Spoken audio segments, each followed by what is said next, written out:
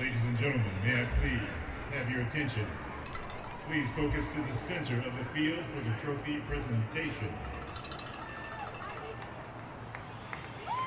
Taifa is proud to present the 2019 Division II Rookie State Runner-Up Trophy to the Cibolo Spartans.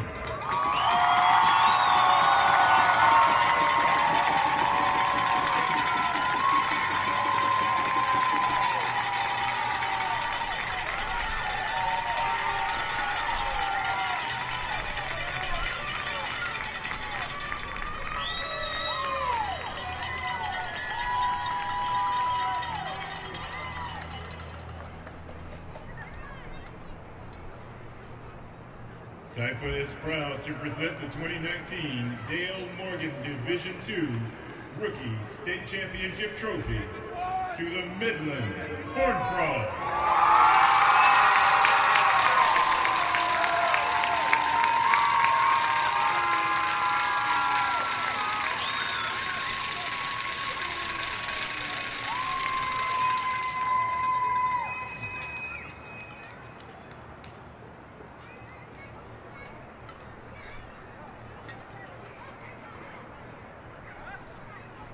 Please focus your attention to center field once again.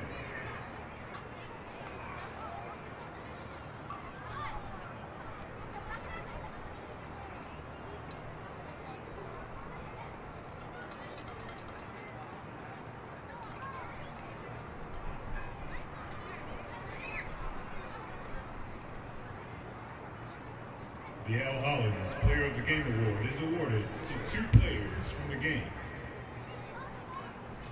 If you voted using the Slido app, you helped to decide who won these awards. Taifa is proud to present the first Al Hollins Player of the Game trophy to Maddox Marquez from the Midland Horned Frogs.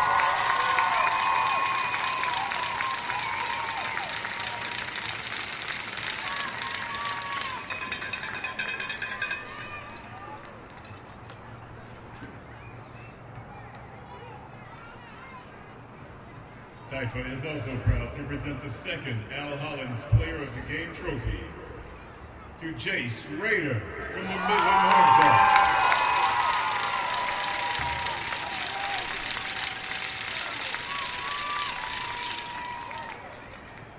Ladies and gentlemen, a big round of applause for the 2019 Division II rookie participants.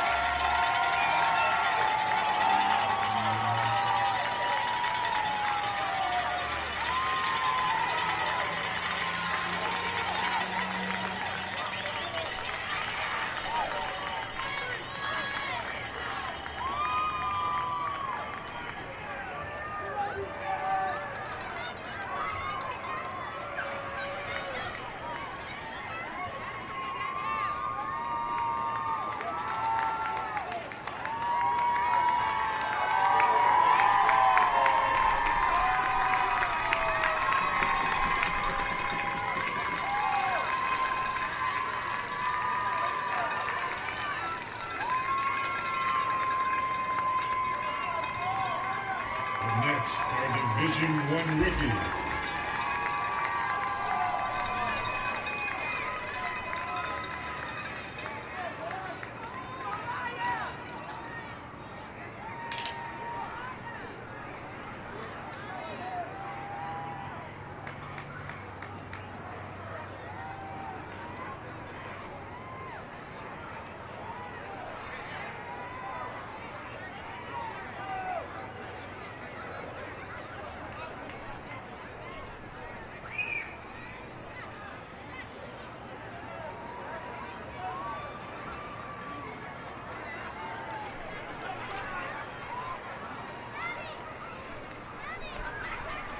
Greetings and welcome to the Texas Youth Football Association State Championships.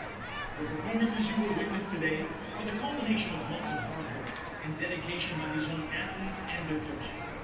This journey began 6 months ago, with over 400 teams competing for this opportunity to play for a state championship. After a grueling 9-week regular season and an even more challenging postseason, that journey concludes today, as 16 teams battle for the opportunity to be crowned a TIFA state champion. So on behalf of the Texas Youth Football Association and all of its member organizations, we want to wish all of today's participating teams the best of luck and safe play in today's games. So let's get on our feet and get ready for some fantastic football action. And remember, football is just football unless you're playing TIFA football. Ladies and gentlemen, please focus your attention across the field to the tunnel.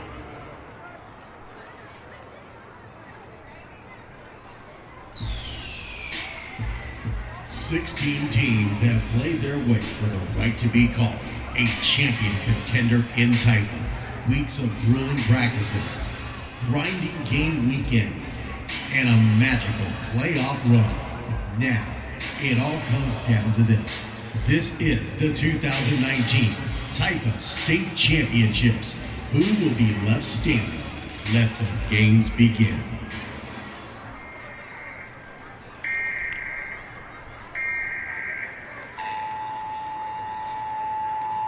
This is not a test.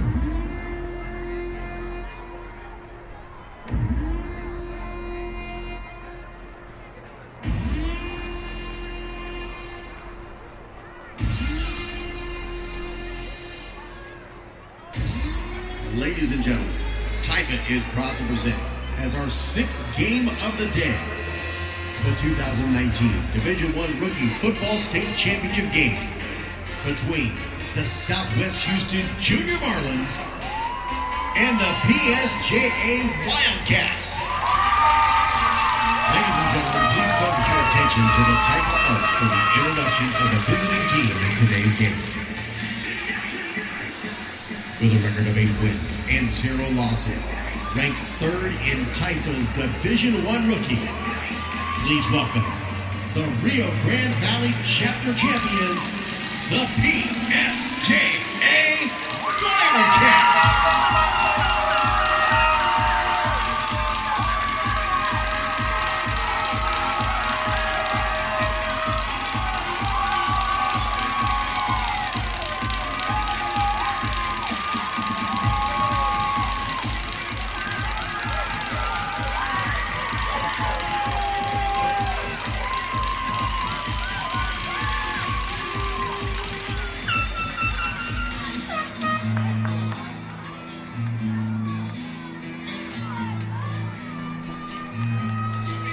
Ladies and gentlemen, please focus your attention to the TIFA arch for the introduction of the home team in today's game. With a record of 8 wins and 0 losses, ranked 1st in TIFA's Division I rookie. Please welcome the Houston Chapter Champions, the Southwest Houston Junior Marlins.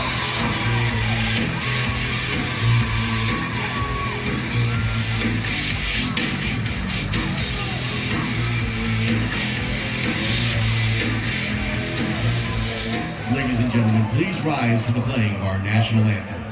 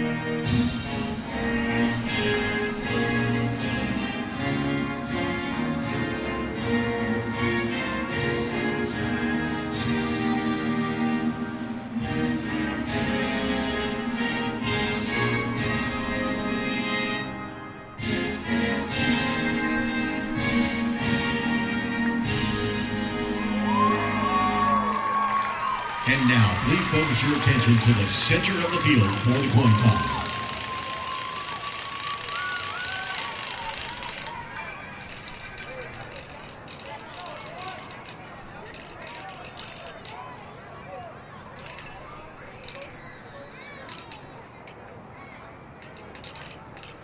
This is game day, son. It's only about one thing. Getting that W.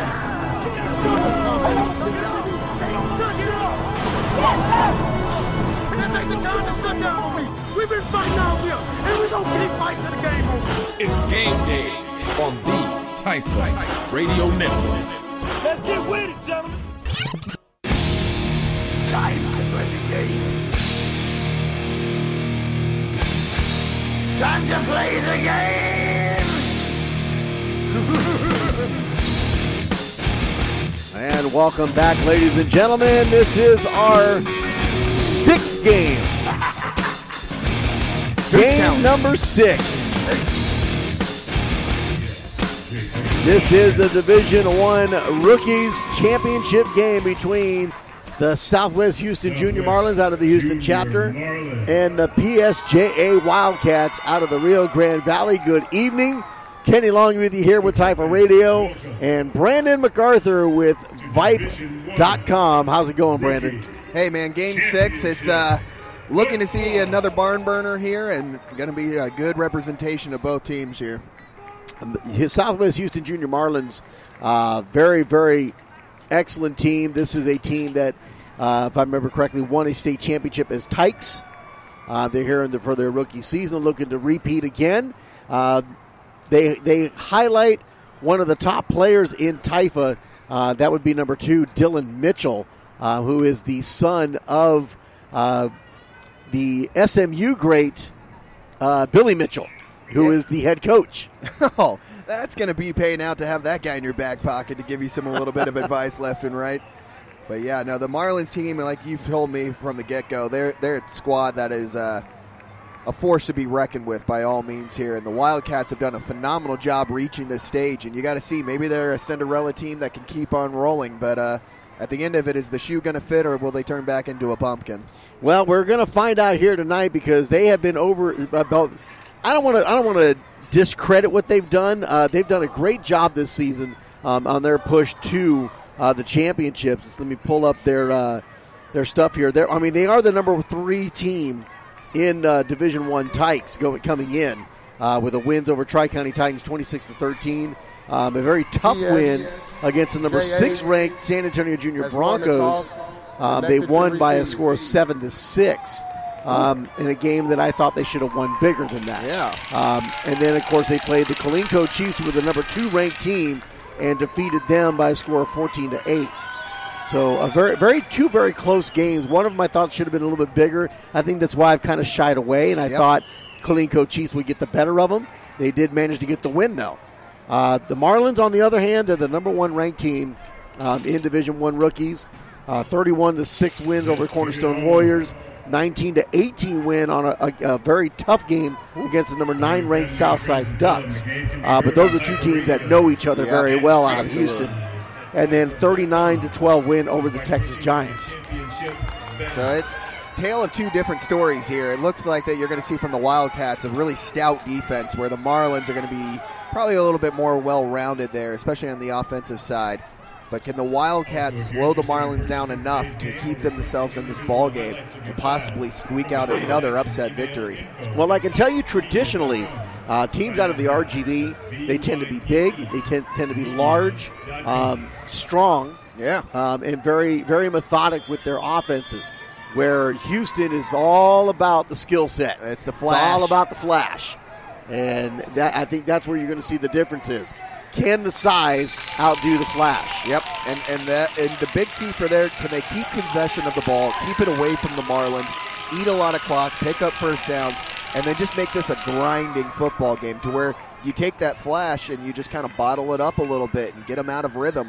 That's how you create upsets and victories in this, and that's going to be a tall order for them today. The biggest key for the Wildcats to compete and win this game is contain Dillon Mitchell. Yep. You have got to keep him in the tackles. Absolutely. If you allow him to bust the outside, you're going to lose him because this kid, I've seen it firsthand since he was a flag and even in the tights in the tackle leagues, he is fast. And that's the thing, especially at this age group. Speed just kills. I mean, really, it doesn't matter what age group. If you can burn, you can really make some noise. PSJA with the football, first down. They have it at the 45. A nice run, and here, look at this. Woo! Oh, my goodness. Was that Dre Espinoza? I take back anything I said about slow and methodical. The Wildcats. Dre Espinoza with a 45-yard touchdown run. Just how he drew it up, right? Let me get it to the outside, and then see you later. Turn it on the Jets, and just like that, a quick 6-0 lead here for the Wildcats. And that's the kind of stuff that you need to create an upset. Big plays, playing onto the possession, don't make the turnovers or silly fouls, and you can come away with a victory here, and what a way to start the ball game. Wow, one play, 45 yards, touchdown. Extra point try. Takes the snap, hands it off on an end around, and that's not going to get anywhere. Big 95 there for the Marlins. Jaden Jackson makes the stop. 6-0 is our score. And I almost feel bad about going to a commercial break right now. I mean, it was one of those things where it's like, welcome to the ball game. Let's do a little pregame. I don't know how it's going to fare out for him. Gone. Wow. I mean, that's how you make an entrance right now, and that's the kind of stuff that you need. Punch the Marlins right in the mouth. Show them that you're here to win this championship and take it from them. And, you know, in all fairness, I mean, this is the team out of the RGV. I'm only going by what I've seen historically out of the RGV, which is pretty much the case. But this team apparently has just got a whole different gear and a different mindset. This is my first chance really getting to see this team. And it was, what an impressive little first impression to make. I mean, one play to the house. You can't do much better than that. Well, watch out. Dillon Mitchell back deep here to receive this kick. Let's see if the PSJA stays away from him. There's the kick, and they'll send a squib kick here to the sidelines, and that'll go out of bounds, untouched.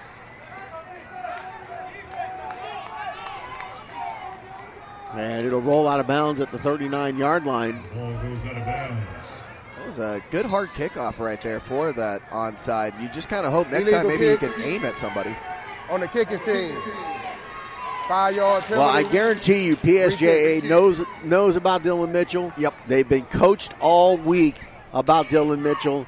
Do not kick the football to Dillon Mitchell. Whatever we can do, keep it out of the hands of number 2. And I'm sure even though that kick out of bounds is going to give the Marlins excellent field position, it's probably better field position than if you kicked it right to Mitchell. And they're actually going to accept the flag. Yep, they're going to make him re-kick it.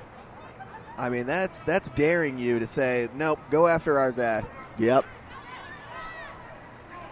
I think at this point I would squib kick it, but right up the middle. Yeah, and not only that it's a common expression that you hear some kickers talk about. Especially seeing him shy over here to the left side. Yeah. And again, kickers will talk about when you are doing an onside kick, you quote-unquote find your mark. That means the guy you're aiming for and going right after. Well, look at the lane right there in the middle, right over the PVAMU symbol. And not only that, Big 95, he's got a lot of ground to cover over there if he can get there. There's Mitchell. He's got the ball and looks to get away. He'll try to reverse the field. He's going to get taken down at the 40-yard line. And I love it. You can hear basically any tackle that's going to happen on Mitchell. I'm sure this crowd's going to erupt like that every time. I'm telling you, if I get a chance to kick again, if I'm PSJA, and they set up the same way and leave that middle wide open like that, boom. I'm telling my kicker, if you see that again, I want you to do the same kind of kick, but right smack in between that middle. Just like bowling, right through the lane. Yeah, absolutely. That's where you tell them, look, find a letter right there and place that ball. Just kick it as hard as you can, right through the middle. Exactly right, and that's going to give you a good opportunity there. And we'll see if they make any adjustments. First down here for the Marlins. Takes the snap. Number 1, the quarterback. Takes it up the middle. He'll cross the 50 to the 49. That's going to be Jordan Smith. I love seeing a number 0 on the Marlins roster, Jaron Lopez. You don't see a number 0 too often in football. Not very often at all. Let me run down the names here of the players that I'm familiar with this Marlins. Jordan Smith, Dylan Mitchell, Torian Brown. Let's see. Takes the snap up the middle again on a quarterback keeper, and he'll have the first down. Jeremy Washington Jr., Princeton Scott, Patrick Smith, Jaden Harris, Ja'Cory Carrier, Kayvon Fontenot, Raul Menchaca Jr., George Perez, Kyrie Kidd. I think he only left off like 3 names. I mean, my Lord. This group has been playing together since flag. And that's key because it just allows you to have trust in everybody's ability, and it helps establish everybody's role. And let's see, is that Mitchell? Looking to get some yardage up the field, and he'll run out of bounds. That is Dylan Mitchell on the carry. He'll take it for a good 7 yards. Man, his running style, he's like a bloodhound on a scent right there. You just that can head see down him and looking, just snaking his way through everything. It's going to be an exciting matchup here to watch this offense work. And I'm excited about what PSJA did to start this game. I mean, that's the exact start that you need, unless you can get a turnover here and make it really exciting. Wildcat formation, Dylan Mitchell. He'll dive forward to about the 31. And that'll be close to a first down. They're going to give it to him. They will. And so far, now it's the Marlins doing that methodical offense here, eating a lot of clock and also picking up first downs. I haven't seen a pass in the air yet, but I know during pregame warm-ups, watching the Marlins, they can definitely throw the ball. That's something that might open up as the game progresses. They can. Speaking of. Yep, he's going to keep it. Now he's going to stop and throw. Ooh. And just out of the reach of Dylan Mitchell. That was one of those things. He had Mitchell wide open there, but he just couldn't decide, Jordan Smith, if he was going to run it or throw it, and then at the last minute quickly set his feet and just sailed it a bit too high there for Mitchell. 2nd down and 10 coming up here for the Marlins.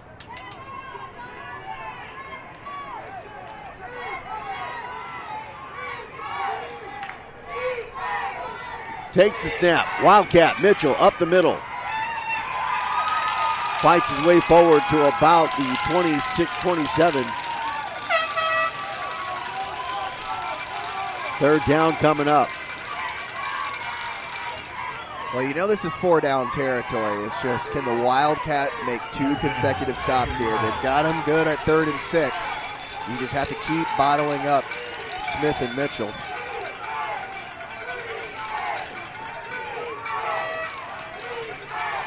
Takes the snap, look at the pass. Now he'll take it and run up the middle and takes it down just over the 20-yard line. That'll be good for another first down. Jordan Smith, the quarterback. And that's the thing with that passing attack. You have to respect it there for the Marlins, but when you do that, Jordan Smith showing you he is a legit dual threat quarterback there, as he's got a burst of speed that is as fast as any running back. So first down here for the Marlins. Shotgun, empty backfield. Smith, quick throw, caught. Cuts inside.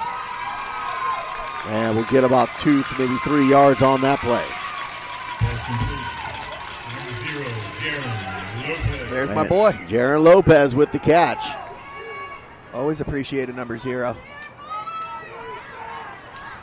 2nd down. I'm partial to the 99s. Always a soft spot for them, huh? The big sexies. Yeah, right? That's one of those things where the guys that rock the 99 are usually good bravado kids. Smith up the middle. Look at this run. Goodbye. And up to the 5. He gets tripped up from behind. And I'll tell you what, this Wildcat team has got some speed. They've got some catch-up speed. And that's the thing. If you're able to hang with these guys, because clearly Smith and Mitchell are just a cut above with their huge burst. But right now you just saw them chase him down and prevented him from getting into the end zone. 1st and goal coming up from the 4. Shotgun. Student body left. He'll take it up the middle and into the end zone. Touchdown. Just like that, Jordan Smith doing a great job being patient, following his blockers. He's able to snake his way through that hole and dive into the end zone for 6. 4-yard touchdown run for Jordan Smith. Extra point try coming up. But even though the Marlins went down there and still kind of scored at will, the Wildcats still had a pretty positive defensive stand right there. It didn't look like they were going to be just terribly overmatched. Now they hung in there and made them drive the football. Absolutely. They earned that touchdown rather than it just being given. And he will walk right in for the extra point. It's good. He pump faked that guy out of his shoes right there. That defensive lineman jumped up high in the air to block it, but then Smith said, see you later. So an extra point is the difference in this game right now. 7-6 Marlins with the lead. Keep it here. We'll be right back here on Typer Radio and Vipe.com. Champion Teamwear is your leader for authentic custom youth cheer and football athletic wear. As your apparel provider, we'll work with you to create your exclusive team uniform, travel gear, tees, hoodies, and more at a price you'll love. Elevate your look with dozens of decoration processes and thousands of customizable art templates. Champion Teamwear is a proud sponsor of the Texas Youth Football and Cheer Association. Call 800-336-4486 or visit championteamwear.com to learn more about Champion apparel and customizations today.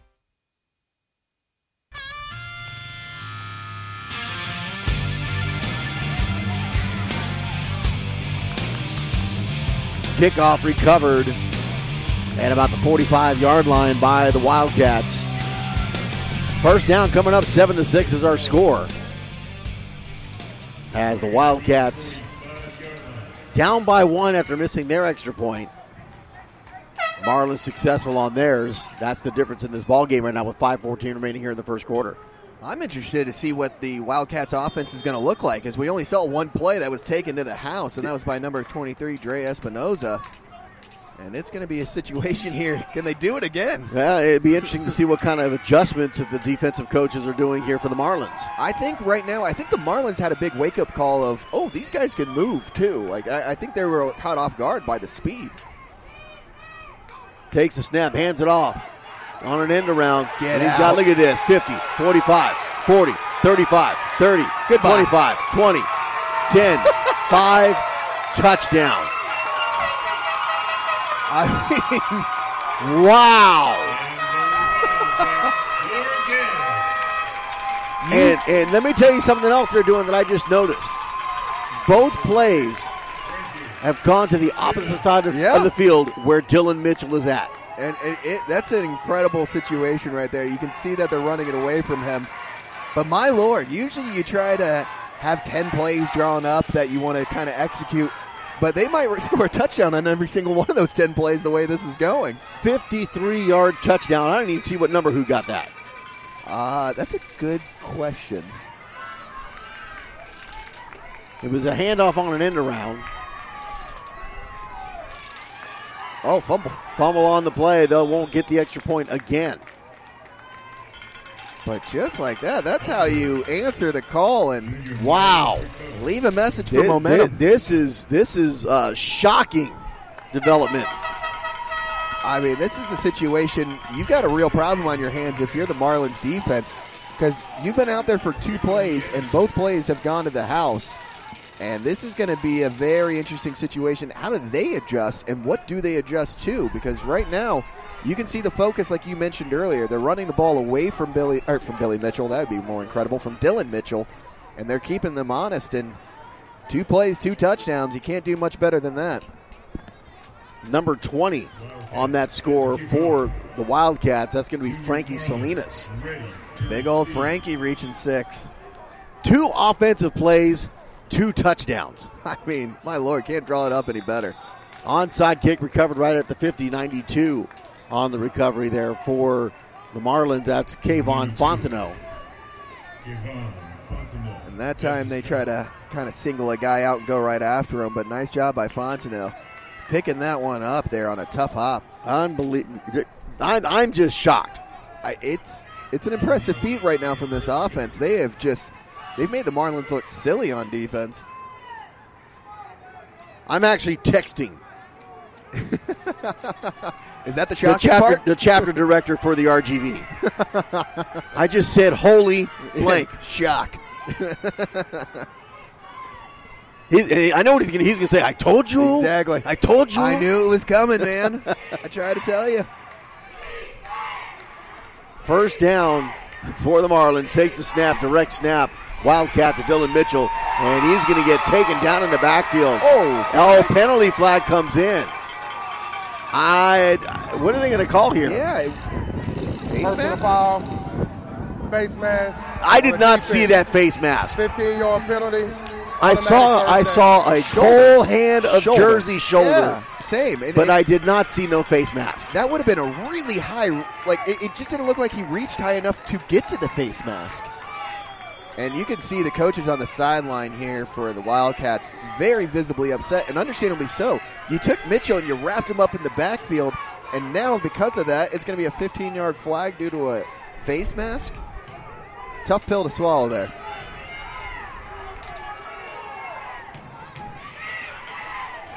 Takes the snap. Comes here to the near side this time. And another flag comes out. We'll see if this is going to be a holding call or a block in the back. And no. Is that Mitchell on the ground? No, that's your boy Jared Lopez from 0. No, can't have 0 go down. Looks like it's going to kind of the high ankle area, judging by where he's grabbing. Yeah, there you go. He's up. Nothing worse than rolling over on that ankle. That will cripple any man. One time for Jared Lopez. Illegal block in the back on the offense. 10-yard penalty. Replay second down. Somebody said something he didn't like. It was one of those. He quickly whips his head around. Huh?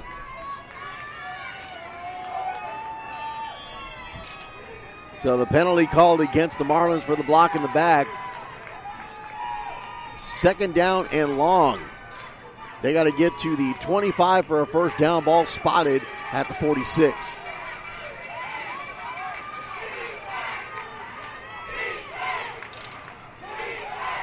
Takes a snap. And Dylan Mitchell gets taken down at the 45. You can definitely tell the emphasis on defense was whenever 2 has the ball, we need multiple guys there. Yeah, everybody fly to the ball. And they've done a phenomenal job just not letting him break out. It's really been Jordan Smith, the one that's doing the quarterback duties, that's really been hurting this defense. But again, I think that's because there's so much focus on containing Dylan Mitchell. Third down play. Oh, no, it's second down. And we got to stop. Yeah, I think they need to figure this out. I thought it was third down. It originally was. On the illegal block in the back, I initially stated that we will be replaying second down. It should have been replayed first down. So now it's second down. Okay. Good explanation there from the head referee. I don't think I've ever heard a crowd be so quiet. Yeah. Quiet on an explanation. Just listening. And not yell back after the explanation. Yeah. It was just kind of okay. Looking to pass. Now he'll tuck it and run. Comes into the near side, and he'll get taken down just about the 41-42. And a good tackle, Dre Espinoza, now doing it on the defensive side. As he chased down Mitchell to make that or chased down Smith to make that tackle. That's not an easy sentiment to do.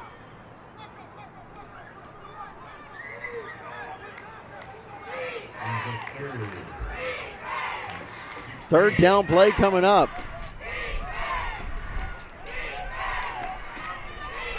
Very impressed with PSJA Wildcats right now. Takes the snap, they give it to Mitchell. Mitchell up the middle. And he'll fight his way forward. Looking for the first down. He'll miss it by about 2 yards. And again, you could see right there, not one guy, 2 guy, then 3, 4 coming in all to make that tackles, and that's an excellent job. That's how you contain a big player like Dylan Mitchell.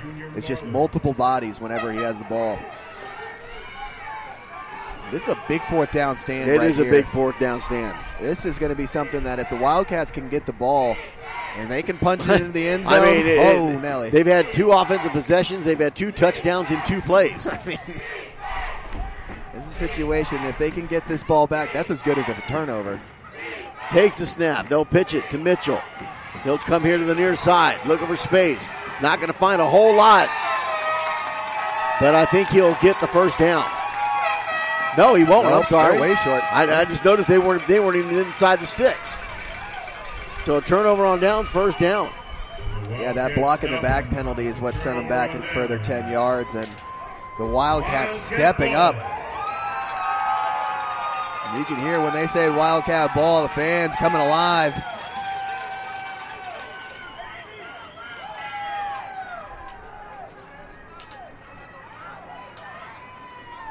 I'm not sure of the conversation. Oh, they're waiting on a football.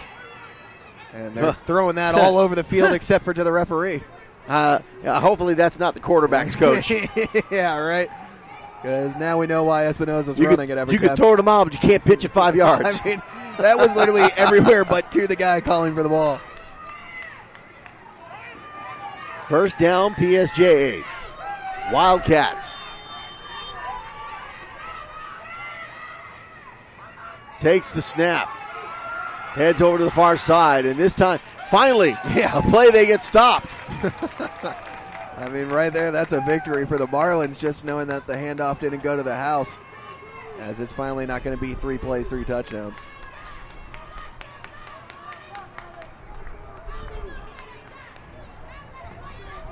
The clock running now as we're at 1:05 and counting. Sorry, I forgot to share the broadcast here real quick, so I'm trying to get that taken care of. No worries. Second down and 10 coming up here for the Wildcats.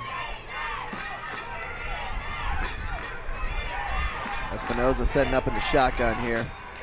Empty backfield, 2 wideouts on each side, takes a snap, rolls out, quarterback keeper.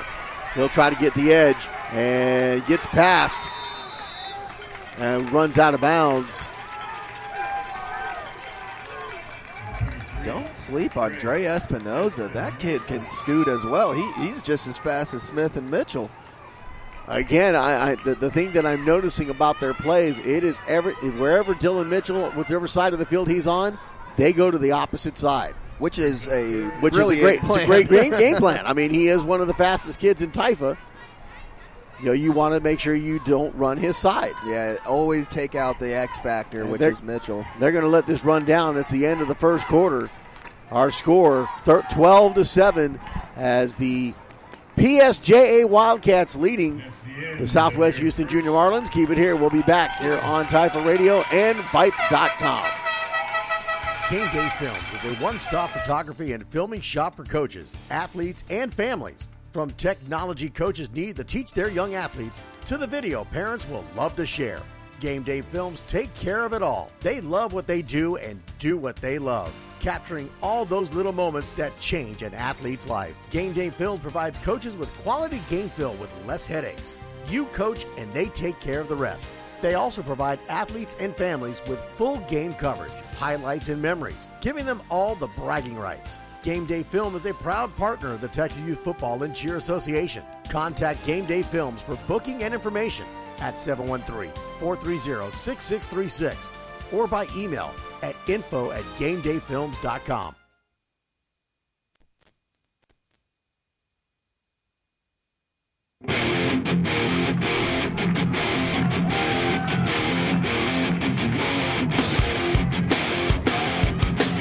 Play run by PSJA goes nowhere. Fourth down coming up. Ball spotted at the 36-yard line, just over the 35.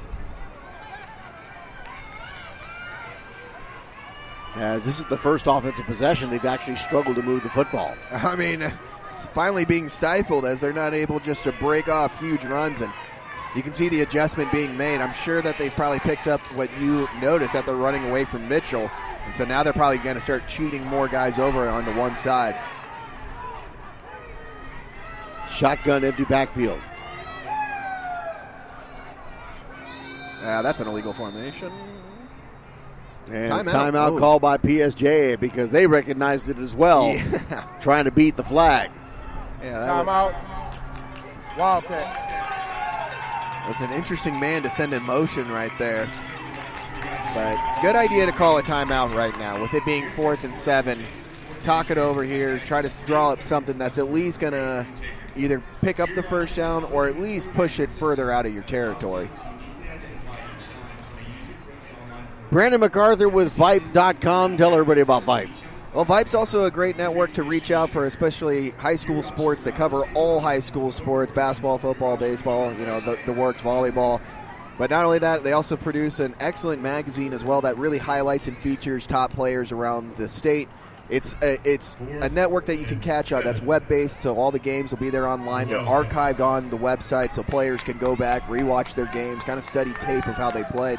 And then again, see yourself in the magazine. Circulate your name out there. Get some more recruiting people to come out there and view you. 4th down play, takes the snap, quarterback keeper. He's trying to find some room, and he's not going to do it. He gets taken down right about their own 30-yard line. That's a turnover on down, so a huge opportunity here for the Marlins. Yeah, that might have been a situation where you probably should have thought about punting a little bit. The last thing you want to do is just give the Marlins an opportunity and better field position to now, with a touchdown, they can take the lead. So the Marlins will take over at the 31-yard line of the Wildcats. They're down 12-7. And what can the Marlins do to get Dylan Mitchell going? That's going to be the big question. Right now, Jordan Smith doing a good job carrying the load, but eventually they're going to need somebody else. There's a pass play, and look at that. And that's the Dylan Mitchell speed I was talking about. Right on cue. What are they going to do? Oh, send him on a fly route and hit him easily. 31-yard touchdown reception.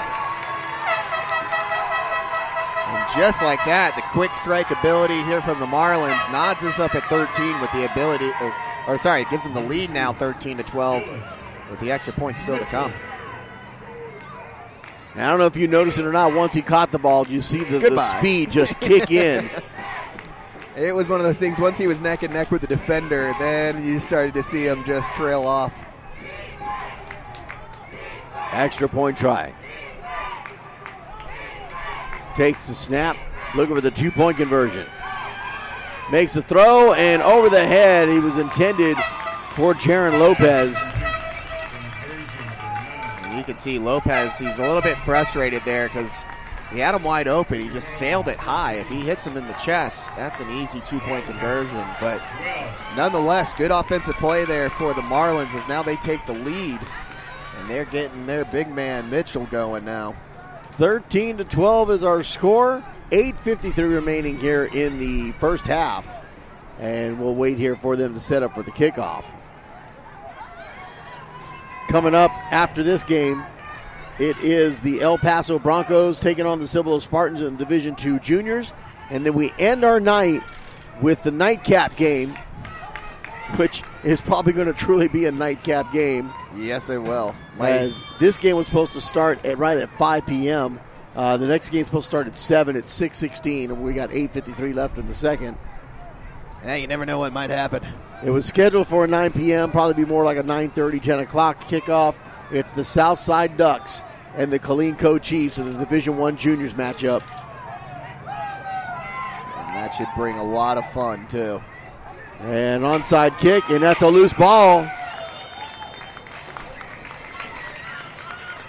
Now, if this had been high school, that would have been a scrum. Yeah. That would have been an absolute mad dog At this fight. age group, they just kind of jump on, but they don't really do anything. Yep. But that's when you get the clawing underneath, the dirty play that can't be seen. Ball changes hands about 5 times before somebody finally secures it. And that's whenever you hear somebody say, like, well, how did that guy end up with it? He was the last one in. Well, it's because he was able to be either the most dirty and get under there or be the smartest to stay away from it and then just make his move. Well, number one, he's a human inchworm, and number two, he's got probably the strongest claws. Yeah, he doesn't trim his nails. Takes the snap, hands it off, comes here inside off tackle, and nowhere to go on that one. It seems like maybe there's been some adjustment on the defense of the Marlins. Yeah, I think now they're starting to figure out that what the Wildcats are doing is either going one way or the other, but really primarily focused. Where's Mitchell? How do we go away from him? And you can see the Marlins making adjustments to that as they've been flying to the ball. I think the biggest thing for the Marlins was just kind of respecting the speed of Espinoza and the rest of the team. I don't think they thought the Wildcats would be that fast. And I think that once they now have caught up to the speed of their play, they're starting to really take over. Yeah. Second down play here to the near side, and he'll step out of bounds. Number 23 on the carry for the Wildcats. That's going to be Dre Espinoza.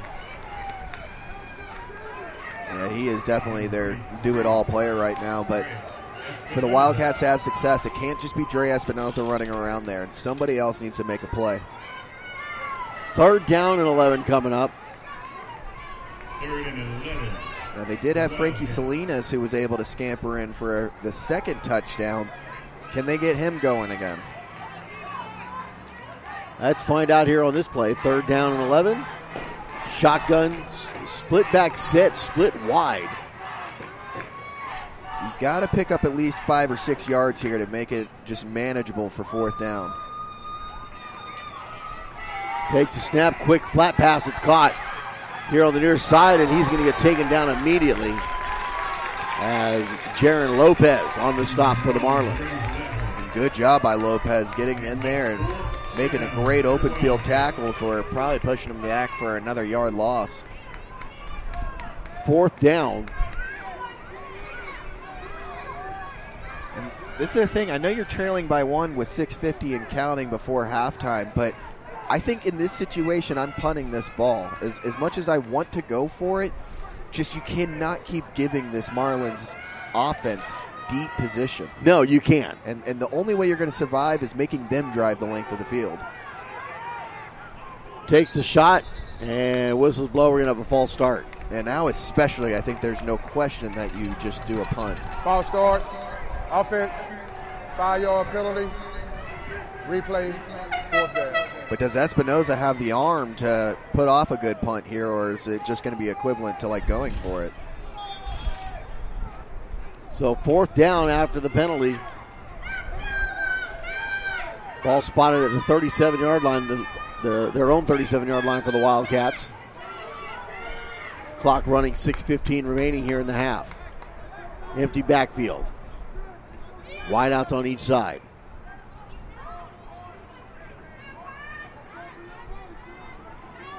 Taking a long time to get this play Very off long here. time. I don't know if they're trying to bleed more clock before halftime and just try to give the Marlins as little as time as possible, but this is taking a moment. Takes the snap, fakes it, throws it. It's got a man wide open, and it's intercepted. And that's a hit out of bounds. That should be a penalty, and there it is. Well, we got 2 penalty flags here. There's a chance this could be offsetting.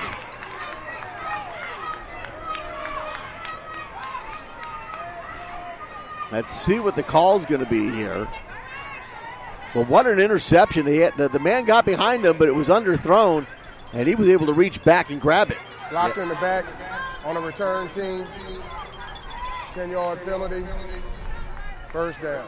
So they're only going to call the block in the back penalty? Interesting. Yeah, I got to tell you, that's the second time on this sideline that we've seen that late hit out of bounds. There's been a couple throughout the day that have just gone uncalled, and it's one of those situations where it's like, okay, that's fine if you let maybe 1 or 2 go, but that one was a little bit more blatant where it was way out of bounds. Shotgun takes a snap. There goes Mitchell. And he's got the ball, looking for his room. He turns on the Jets. Still on his feet. Dragging, he finally gets dragged down, but a penalty flag is down. I bet you it's going to come back for holding. It should. Yeah, and judging by the reaction. Holding. Offense. 10-yard penalty. Replay first down. Right now the Wildcats getting bailed out by these flags against the Marlins. Otherwise, Dylan Mitchell right there, he had some open space. Billy Mitchell out there coaching on the sidelines right now. Quite animated with one of his players. Yeah, I'm sure he is not pleased with a holding call that brings it back 10 yards when you had a gain of 30.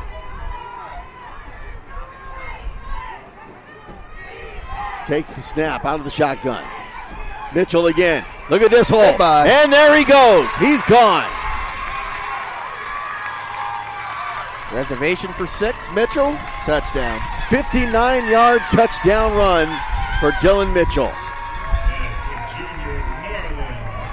I mean, there is just no doubt about that kid when he sees an opening. It is see you later. And it's going to be fun to watch him grow up and just not only get bigger and faster and stronger, but you can see that speed isn't going to go anywhere quick. No, it is there to stay, if not improve. Yeah. And I'm sure dear old dad is going to give him some tips on just how to be faster.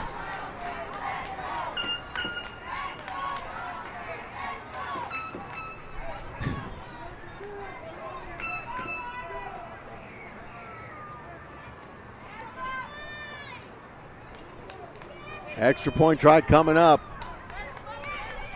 It's taking a long time to get this one set.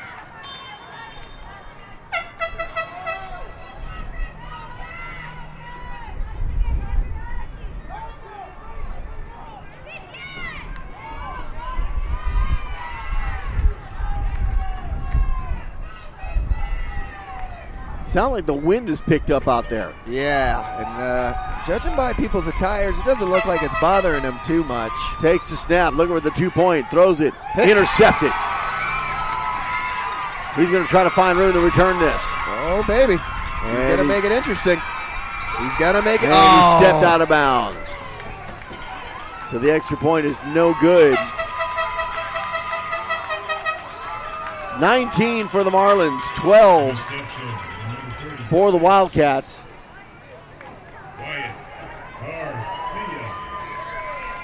As we're starting to see that the Wildcats need to start making adjustments themselves, especially on the offensive play calling. Well, it's clear defensively that the Marlins have made some sort of adjustments there. Yeah, they've done a good job at just isolating Mitchell so that way he can get some big plays off. And that's big up to Jordan Smith. He's the one that started to create these holes for Mitchell because now a lot of focus had to be shifted to him. And now Mitchell absolutely capitalizing on it.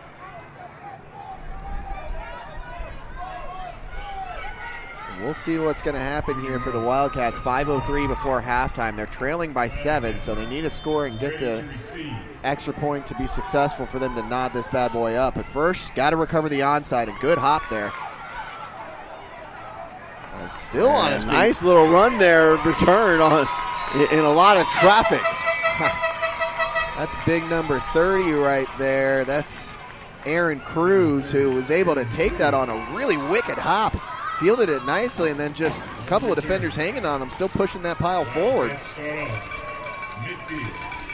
they'll start at the 49-yard line of the Marlins. So now what's the game plan here? Espinoza seems to be kind of a little bit that they figured it out that he's their primarily ball handler. We haven't seen a pass attempt yet. We've seen him drop back. Or I think we might have seen one pass attempt. Yeah, it was an interception. Yeah, there was an interception. That was exactly what it was. And so, yeah, I was like, I felt like there was one. And so, unfortunately, you're going to have to start getting a little bit creative. It can't just be Espinoza making everything happen for you. First down, empty backfield, takes the snap. And once again, here on the near side, and he's going to get tripped up, taken down, gain of about a yard. At this point, if you're the Marlins, you're probably picking up that, okay, Espinoza, he's the heartbeat. At this point, you should at least always have a spy on him. And just wherever he goes, you go. You know, I don't know if it's the wind or if it's the referee with his microphone on. I can tell you in a minute. It's the wind. We're shocked by that, okay? It's the wind. Well, we haven't had a heavy wind. No. I don't see any flagpoles that I can see that don't have flag. Well, the flags on the goalpost aren't moving very much. I guess it's just the higher up we go.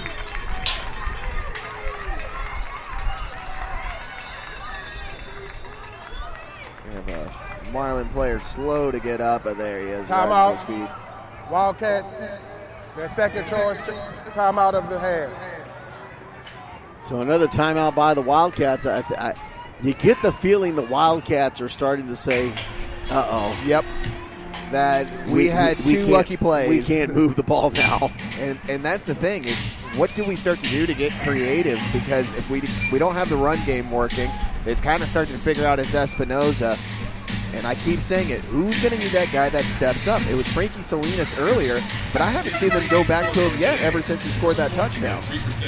No, they haven't. And which is interesting. I mean, why take the ball out of his hands when he showed good speed himself? It's one of those situations, if you're going to be a running team, that's absolutely fine, but you have to mix up the looks, whether it's going to send some guys into motion, run it left, right, up the middle, but hit them with different bodies, different formations, and that's where they've been a little bit stagnant. Man in motion, takes a snap, whistles blow, flags fly, false start. False start, offense. 5-yard penalty, replay, second down. Right on cue. I mean, and bag it on up. That's the worst thing that can happen to you right now. Is it's now 3rd and 14. Wow. A totally different contrast from the first two possessions. Absolutely. And not only that, just the start of this possession, they were on the Marlins 49 to start. And now here they are back in their territory. Back on their own 47, 3rd down.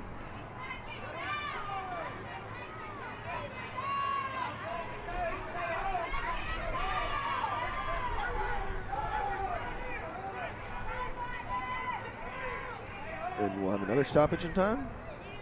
Not sure what's going on here. I don't either. 3:55 remaining here in the half. And for some reason we are stopped, but it looks like whatever it was figured out.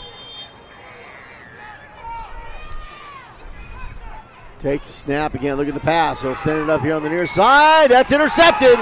And he's got a lot of real estate in front of him. To the 50, 45, 40, 35. Cuts inside to the 30. Back outside to the 20, 15. Spins out of a tackle and gets all the way down to the 9-yard line. There's a flag on the 33-yard line here close to the sideline of the Wildcats. So not 100% sure if this is going to be coming back. That's going to be a sideline infraction. Yeah, you're exactly right.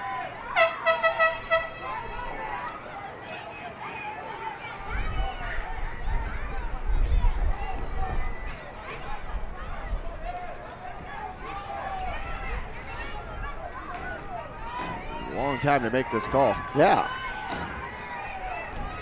During the return, we had 2 infractions. Ooh.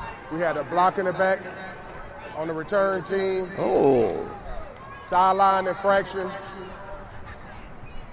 on the Wildcats. First down. Sent the chain gain all the way back, now to send them all the way forward again. So I guess they marked both penalties off. Yep. And they'll just continue on.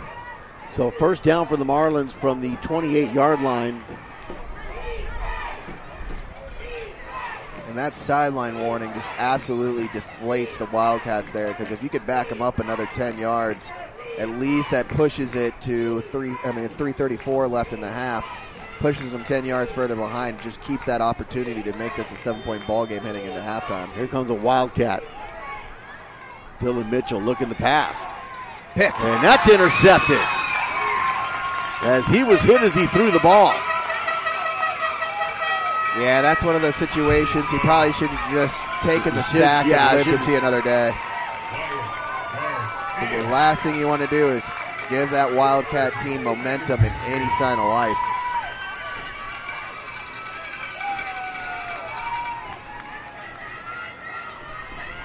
I'm not sure who the interception was by. I think it was number 30, Aaron Cruz. I saw a 3 in there.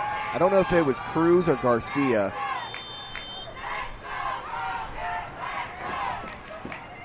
Nonetheless, intercepted by the Wildcats, so a couple of turnovers here.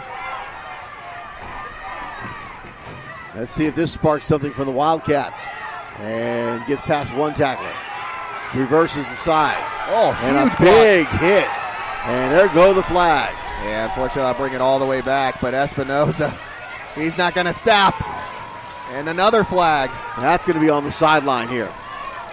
That's going to be on the sideline here. That's the second one consecutively. Everybody's just now frozen. As coaches are frustrated because they keep getting sideline warnings, players are getting frustrated. Well, it's very easy. Stay off the white. Exactly. You see that big purple area? That's you. I mean, it's not a hard concept. Especially after you just got flagged for it.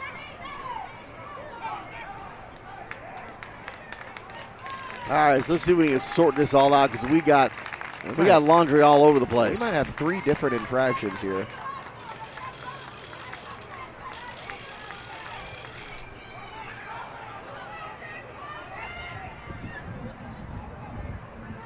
We have 2 infractions on the Wildcat.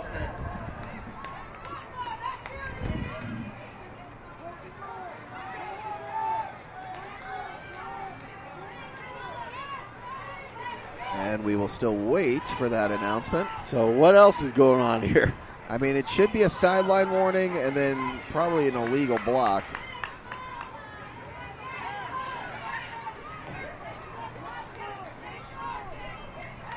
But they are having a lengthy conversation about this one. All right, now let's see if we get some explanations here. We have a personal foul, blindside block on the Wildcats. We have our second sideline infraction on the Wildcats. Half the distance, first down. Now, is there a set rule on how many infractions you get for a sideline warning before the penalty is increased? That's a good question. I'm thinking a third sideline infraction. I think they start targeting the actual coaches that are violating and eject them. And eject them. I figured that's probably what's about to start happening here.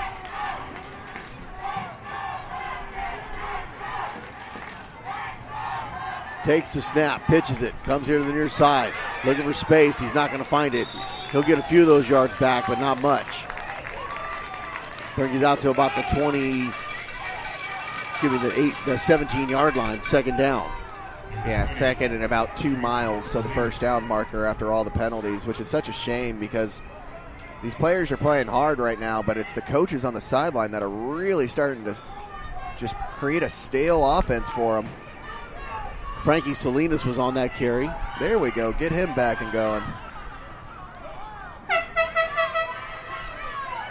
As we now have some strangers in the end zone. Those strangers would be the Taifa officials. I was going to say, man, that is a serious sideline infraction if that's the case. And they'll take this down to the 2-minute warning. 2-minute warning. And that would be why they're walking over here. Because we've had 2 sideline infractions. And they're going to make sure. So now they're going to come on over here and have a little chat. And ensure that they don't do that anymore. Good tackle there. That was an immediate pitch. They pitched the ball, and he had problems holding on to it. He was able to scoop it up. And then a timeout call by the Marlins trying to preserve some time, 1:51. What did I tell you about the JYSF Venom game? Marlins. Yeah. What did I tell you? Look over your shoulder right now. And he is here ready to rub it in your face. Give him the headset. Give him the headset. Come on in here, Chris Davis. I knew it was going to happen. Congratulations. What a fantastic football game that was. It was a great game. It was a hard-fought, smash-mouth football game, old-style football just like it's meant to be. So you've come up here to the booth, not so I can interview you as a winning organizational leader, but you've come up here because I picked the JYSFM to lose this game. Yes, sir, you did. But you told me this morning, it's all good. I get it, blah, blah, blah. But you come up here, go face on me right here live. And as a matter of fact, come on over here. Look right there. We have a camera right there as we're live. We're live right now on Vipe.com.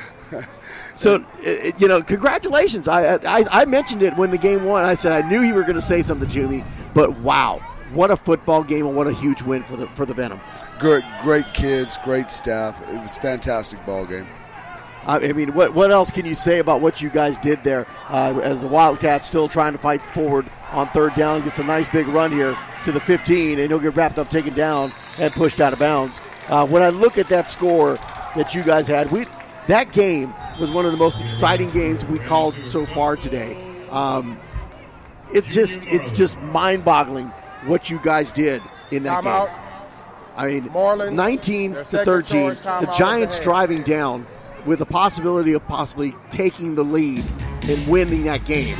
What was your thoughts when you're watching them drive that football? You know, this game reminded me, it was so similar to the regular season game in which we played, which is exactly the same differential, a 6-point game. It really, truly, it was an upfront battle. They had dominance on us, and we capitalized on a couple mistakes, and that's what won the game for these guys. I told the Vibe crew here, and I talked to my partner here, Brandon, right at the beginning of the game. I said, these are two San Antonio teams that know each other very well, and this was going to be a battle before this game even started, and it was exactly what I predicted on that. We have a lot of history, the two of us, Big shout out to Chris Acato, the Texas Giants, man. What a fantastic organization. Great kids, well-coached team. It was a fantastic football game. Well, let me tell right now, live on Typha Radio, live on Vibe.com. Congratulations. I was wrong. The JYSF Venom champions in Typha for Division I Tights. Man, fantastic. Thank you, Kenny. Have a good night. Thank you. Did you cry? Of course I cried. Of course I did. Just like number one. All right. I told him that you probably cried. I told him you did. Deep in Wildcat territory. And now I'll see pictures on social media of him holding the championship trophy, loving it like it's his new girlfriend. Absolutely, as you should. He's gonna put both of them. He's gonna have both of them on each side. I expect a framed picture of that. Yes. JYSF Venom with a fantastic win today. I told you he was going to show up. You know, it was a matter of time until he made his way up here just to let you know, hey, thank you for that doubt. Turnover on downs, and Marlins with the ball, first down at the 15-yard line, and just like that, touchdown. 15-yard run for Jordan Smith. Man, what a tale of two stories here in this ball game. As to start off, it was an absolute shocker as the Wildcats just seemed to be running all over this Marlins team. And then in just of a blink of an eye, the Marlins are now just whooshing past the Wildcats. So now 25-12 is our score with 1:22 remaining here in the first half. This is going to be a situation if the Wildcats can't make some quick adjustments in the second half, we might be reaching the mercy rule here pretty quickly. We are heading that way, but it has to be a 30-point deficit. Yeah, granted, they are only up 13 right now with the extra point still to come, but the way that they're just rolling on offense and defense, they're getting the ball back pretty quickly and putting it in the end zone even faster. Takes the snap, hands it off for the 1-point conversion, gets in, touched in the end zone for the extra point. I mean, it's two different teams right now on this field, how we started the game. At first, I was like, all right, now we got a ball game. But here the Marlins, they took a couple on the chin and then just made some adjustments. And now it's just been the Jordan Smith and Dylan Mitchell show as they have been just reaching that end zone left and right. So 26-12 with 1:22 remaining. And it happened sooner than I thought, but Chris Davis up here to rub it in my face because I predicted the Venom to lose that game. And you know he was to only come up here to just let you know because he was in and out. Just that's all his purpose was of coming up here. Didn't want to hang around, describe any of the other games. It No. was just a simple, he didn't even have to say it. You just knew his presence alone was felt. Dude, once I saw he came around, you didn't see him, he came around the corner. He's like this. I mean, he was ready. I bet he didn't even take the elevator. I'm sure he probably took the stairs running up here. No, he smokes too much. Even more reason to take the stairs. Yeah. Stop for a heater halfway up. Chris Davis will be sucking wind. On the kicking team, 5-yard penalty. Re-kick. So a penalty against the Marlins on before we get the kickoff. Back it up another 5 yards with 1:22 before we reach halftime, and it's been the Marlins show here quickly in this second quarter. Well, I think the biggest way to explain this, the Marlins did something that we've seen some teams not do this weekend, and that is make in-game adjustments. Yep. They got burned twice, and they did not kick it 10 yards, so it'll be a penalty on that as well. It'll be down right there for the Wildcats. But they made in-game adjustments after getting burned twice by the Wildcats. Ever since those adjustments, and you saw it, I mean, it was too obvious. Absolutely. Wildcats have not been able to move the ball on offense. And it wasn't just the offensive side that they made adjustments, the defensive side as well. As they keyed in on Espinoza, they shut him down.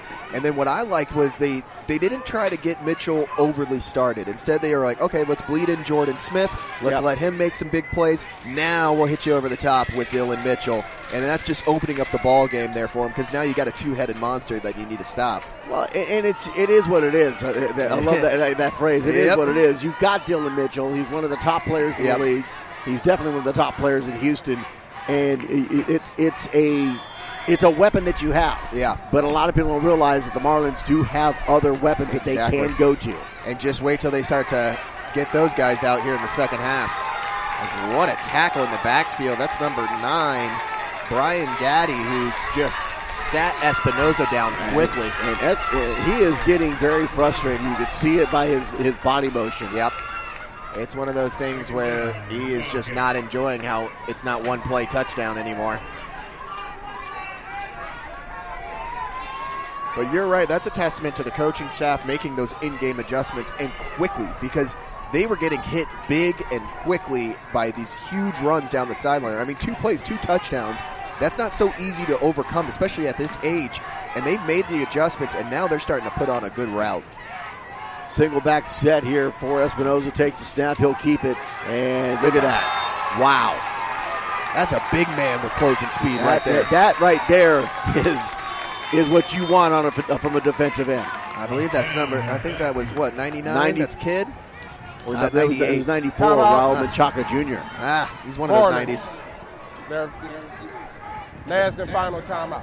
Oh, maybe not. Maybe it was 98. And they're going to burn a timeout right there. Here. Yeah, it was 98. My correction. Good. George Perez. I knew it was one of those 90 guys, and man, George Perez showing that maybe he should get a carry or 2 in the backfield. Yeah. I mean, that was some incredible closing speed. I mean, as Espinoza, that kid could scoot, and Perez, he just exploded that play in the backfield. So, like I said, it's clear that the Marlins have made some serious adjustments on defense. Yeah. And on offense, they've stopped trying to make it all about Mitchell. Yep. And they're letting other players get involved, and that's scrambling the defense of the Wildcats. And so when they do give it to Mitchell, now they're out of their game plan and he's gone. Exactly, because now you can't have that spy that's just on Jordan Smith. There's just so many guys that are coming at you, and now it's just they're speeding them out of this building right now. You know, and that change in offense for the Marlins all started with the 31-yard reception by Dylan Mitchell. Yeah. It was a different look. He was outside. And right there, Jordan Smith now making a tackle in the backfield, just showing I can do it all.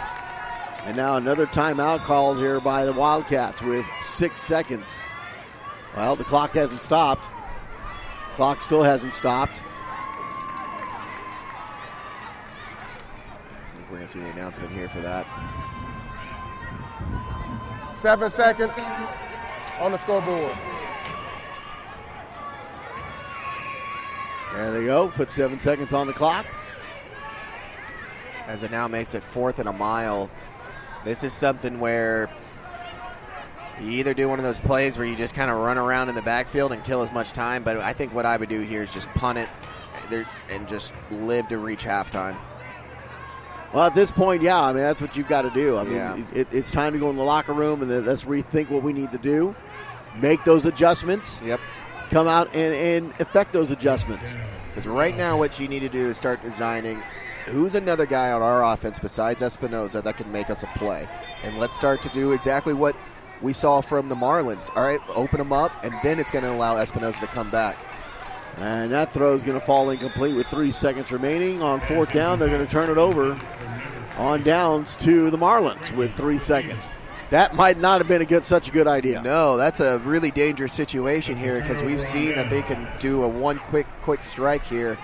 I wouldn't be surprised if we watch Smith just drop back and then just chuck one deep to Mitchell and let him run underneath it. Well, that might be what happens here. I was going to say, at least that's exactly what I would be drawing up if I was wearing the headset down there. And right there we could see Smith. He was whispering into the ear of Mitchell, and I'm sure he's probably saying something very similar. Look, dude, if you can get by this defender and I'll throw it to you, we might be able to put up another quick strike before half.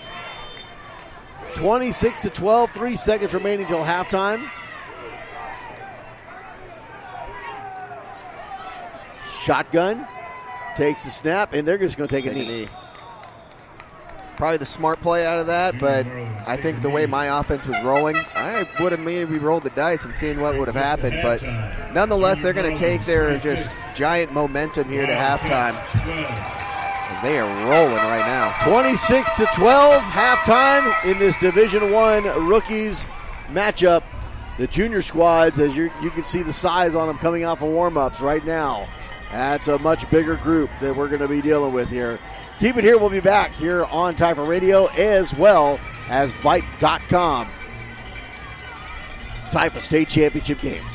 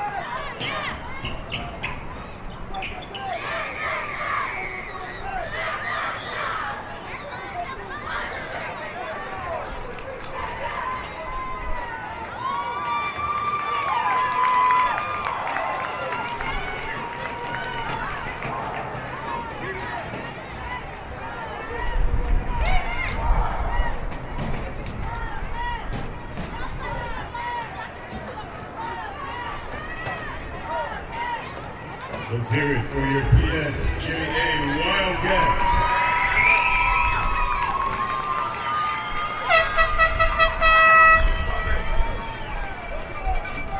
Make some noise for your Southwest Junior Marlins.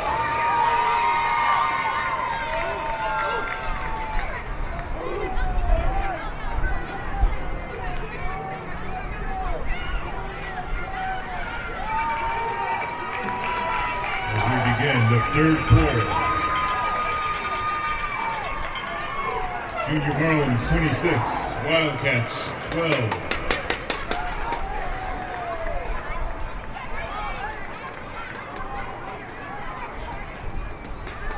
Wildcats set to kick off. Junior Marlins ready to receive. Here we go. Welcome back to Prairie View A&M here at Blackshear Field at Panther Stadium, as it's 26-12. And right now the Marlins are leading the Wildcats and absolutely taking over, as they're going to field the hop right there, right about at the 49-yard line. And they will take over possession as this high-powered offense will take the field here in the second half. High-powered offense is right. It's been, like we talked about, the first quarter was just amazing for the PSJ Wildcats. They came out and they just shocked the world with 2 quick touchdowns on 2 possessions, 2 plays. Ever since then, it's just been an absolute struggle to even move the football. And you are exactly right about that. Not only is it a struggle to move the football, but it's also been a struggle for the defense to stop the football here, as it has been the Jordan Smith and Dylan Mitchell show. And they have been putting on an exhibition here, just either in the air or on the ground. It doesn't matter. And they're looking to continue the success here in the second half to see if they can just put a round on. At the 50-yard line, looking to pass, and he'll send it up the field, and that's going to be intercepted. And that's not what you want to give PSJA. No, but if you're the Wildcats, that's the exact kind of start you need there. What a play by Espinoza. Going up, cutting off his defender, or the guy he was guarding right there, jumps up, intercepts Smith, and now here they go. They take over possession. Can they now punch it in the end zone and get something going? He looks a little bit slow moving back to the sideline there, but I'm sure he's going to tough it out. Well, now is the time to see what kind of adjustments that PSJA has done offensively. Absolutely. To get things going. If they end up doing a 4 and out here and unable to move the football, yep, this is all for naught. Yeah, you got a great defensive stop, but you didn't do anything with it. Exactly. Then the writing is kind of on the wall a little bit more, so to speak, and it's a situation right now. You got to get somebody else going for you. What's going to happen here? And that's going to be Salinas. And that's a nice run by Salinas. He'll get the first down as he crosses the 45 to the 47-yard line. And I'm glad to see them going back to Frankie Salinas, as he had a huge touchdown run in the first quarter, and then it just seemed like they stopped going to him for some reason. And he's somebody that you got to get going. Yeah, he had a 53-yarder that really got this crowd excited on that second consecutive offensive play for a touchdown. Yeah, I mean, that was a crazy start. I mean, that's something that was purely shocking, and now they've come back to earth, but after the turnover, you had a nice little first down scamper there. Can you keep the good times rolling? Takes the snap, hands it off, and this time he'll go off tackle here to the right side here on the near side as they go left to right. And he'll get a couple of yards on the play. That's about it. That'll bring up second down for the Wildcats. 14, Noah in Rostro. And now they're kind of slowing him down here, just taking in the play call as Espinoza finally receives it from the coach and runs on over into the huddle. Brings up 2nd and 8 for the Wildcats.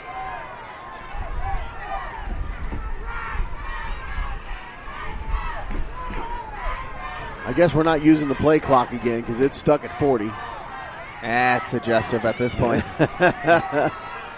Takes the snap, hands it off, and he breaks one tackle, gets across the 50 to about the 48, 47. And they'll spot him, looks like, well, they can't decide. I'm guessing the 47. If you look at the far line, Judge, he's like straddling. He's like, do I want to give it to him? Maybe I need to go over here. Maybe I'll stay over here. He's like, you make the decision, man. Which leg you want to go to? That was a good carry there by number 36, Wyatt Garcia, because he's now starting to get into the mix. We're seeing a little bit of different formations here from the Wildcats coming out, and that's exactly what you need to do. You need to start mixing it up.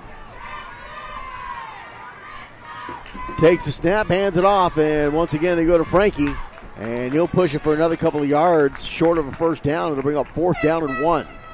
Yeah, big Frankie Salinas now. It seems like every time he's touched the ball, he's gaining at least 7-8 yards, and it's one of those things. Why'd you stop feeding that horse? Well, this will be a big 4th and 1. Like you said, can you make something from the turnover? Otherwise, all you've done right now is just waste some time.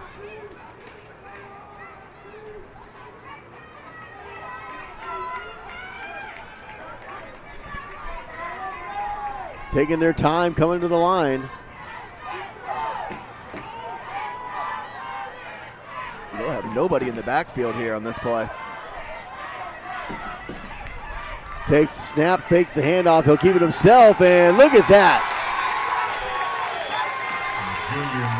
I think that was a very obvious play call. The minute you sent Frankie Salinas out to the wide receiver position, I think everybody in the building knew that Espinoza was going to keep it. And that just became a very obvious play call right there. I would have liked to see them feed Salinas one more time and let him use his speed and body to pick up that 1 yard. Jaden Jackson on that stop on the sack. You know, and as much as Jordan Smith and Dylan Mitchell are doing on the offense, Jaden Jackson, have yourself a ball game on that defensive side, son. First down here for the Marlins. They're in tight. I don't see a pass play coming from this. Dylan Mitchell right up the middle. Look at this. There. Goodbye. He's gone. Yep, everybody just stopping. 47-yard touchdown run straight up the middle Dylan Mitchell with the touchdown. Yeah, that was almost too easy right there. Just made one simple cut, and I don't think anybody laid a finger on him. And goodbye, another touchdown there for Mitchell. How do you like that burst of speed there? I mean, my favorite was the safety. The minute he saw him get past him, he took a big step and then just kind of threw his hands like, forget about it. I mean, you could be inside of a car and you're still not chasing him down. 32-12 is our score. And right now the Marlins are just good adjustment there after throwing that interception, going back to the bread and butter, giving it into Mitchell's hands, and he's showing you what he can do.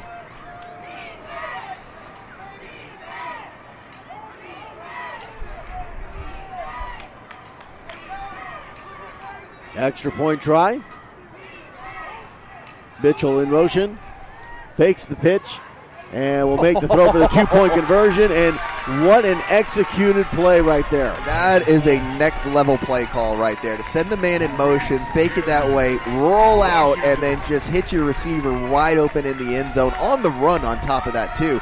Jordan Smith, he's one of those rare quarterbacks that is still accurate throwing off balance, and that's really hard to do, and especially at this age. And just like that, boom, boom, boom, thank you, touchdown.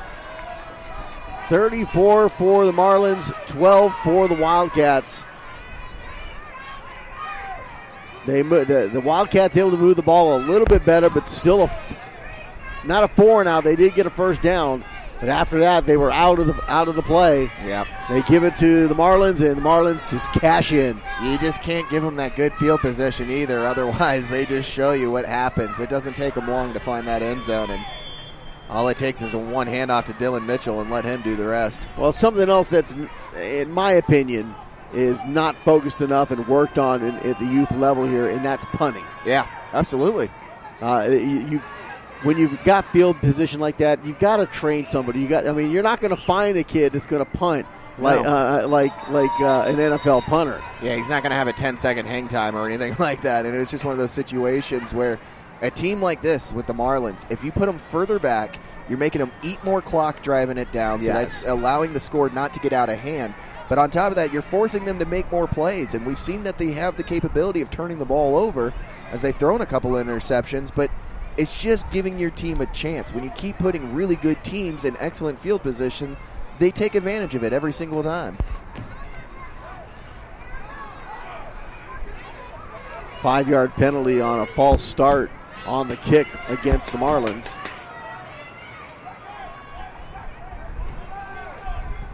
They'll squib this. That's a loose ball. That's a free ball. He's got it. And they keep it in bounds, and they do. That was too easy. But Mitchell, what a kick. I mean, what else can he not do? This is incredible. Check. Check. Outside. Kicking team. Oh. 5-yard penalty. Repeat the kick. Oh, man, all for naught. Wow. Never have I ever seen 2 straight offside plays on a kickoff. Well, the first one was a false start. Oh, you're right, yeah, because Mitchell ran up to the ball and then put the brakes on really quickly because the football looked like it was falling off the tee. I think he ran up to adjust it, and everybody thought, oh, he's kicking, and they took off. I mean, he juked everybody out there, and unfortunate for him on that second attempt, that couldn't have been a better kick. I mean, he found an opening, put it where absolutely nobody was. But see, look what the Wildcats are doing. Yeah, bunching it up. Now he's going to do the same thing. Put it over the head. Now it's a foot race. And he'll drop on it. Yeah, that was a heads-up play by Salinas there. No need to try to pick it up and make a play out of that. Just go down on it, keep the possession, and see if you can score some points here. See, now if I was the Marlins on that, looking at the way that the Wildcats were set up on that kickoff, they still left the sides open. Exactly. Pooch it right over to the corner and let somebody on the same outside. Thing. Exactly. Do the same thing. Exactly. If they're going to bunch up like that in the middle, then utilize the sides of the field. And if the ball rolls out of bounds, who cares? Let's move on. Our defense is showing up right now. I mean, if you're going to squib kick, that's what you're looking for. Exactly. Where's the open space? Yep. Where is it going to be the most time that they're going to have to run to get to the football, and can my guys get down there first? Absolutely. And that's a situation looking into the future that maybe they take Mitchell off those kicks and put him out on the outside with Smith and just let them use their speed to go get it. First down for the Wildcats at their own 35. Takes a snap, comes out here on the near side, and he's going to get dragged down behind the 30-yard line. Wow. It's just becoming too obvious. When nobody's in the backfield, you know that they're probably not going to throw it anymore, as Espinosa's had a hard time getting any true completions. So you know he's going to take off. It's just becoming very one-dimensional at this point. So here's the thing, though, I'm noticing. The Wildcats, they keep trying to get the edge. They keep trying to spread it outside. And they're not going to do that against the Marlins, where they were successful. Even on the first 2 touchdowns they had, there was no east and west. It was straight up the field, and then they were able to navigate to the outside. Absolutely, and that's the thing. They had the angle to reach the outside to where you could still have a full-on sprint. But you're exactly right. Now it's just trying to reach the edge, and you're not going to There he goes battle. again. Straight across. And now he tries to cut in and find something, but he's not going to get much. And you're exactly right. If at first he cut in and then cut to the outside, he probably would have been a lot more successful on that play because he had a bigger hole going up north and south. And that's the thing. So many of these kids, they're just used to being able to run around all these kids on the edge. But once you get to this championship level, they're going to have the speed to match you. Illegal substitution on the offense. 5-yard penalty. Second down. And that's the thing. Every penalty. That's not an illegal substitution. No, it didn't really look like anything was wrong. No, there was. They had 12 players on the field when that play went down. I didn't see that part of it. That's not illegal. Yeah, that's just too many men on the field. Yes. I guess the only thing illegal about that substitution was they didn't make one.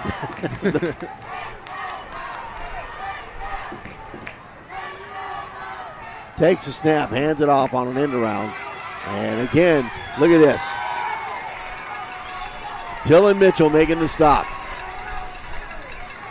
And that's why you run away from his side. Yep, because he just chased down Salinas like it was nothing and brought him down there again and forces it a very 3rd and long. That just makes it more difficult here for the Wildcats. And again, puts your back up against that wall to where you're going to possibly give the Marlins excellent field position once more. I would have nightmares thinking of Dylan Mitchell was chasing me.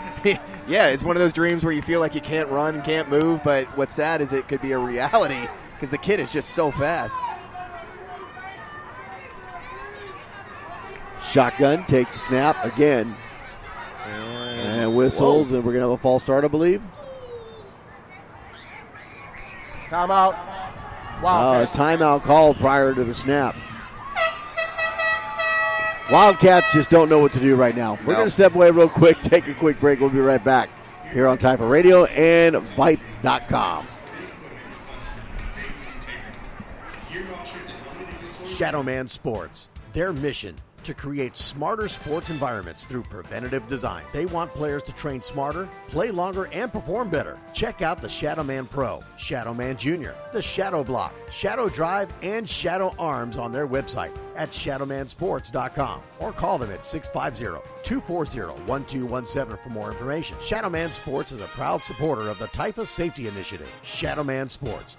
Train smarter, play longer, perform better.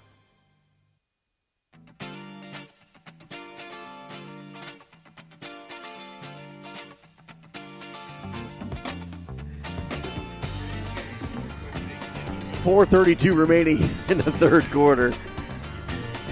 Somebody said they were sleepy here in the control room. I said, I'm beyond sleepy. I shouldn't be complaining compared to your schedule. Is there a tiredness beyond exhausted?